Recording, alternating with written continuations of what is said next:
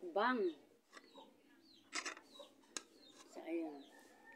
Yan ang aking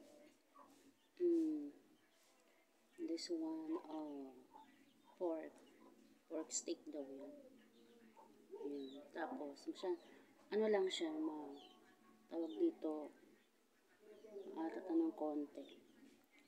So, ayan. Binili ko yung kagabi.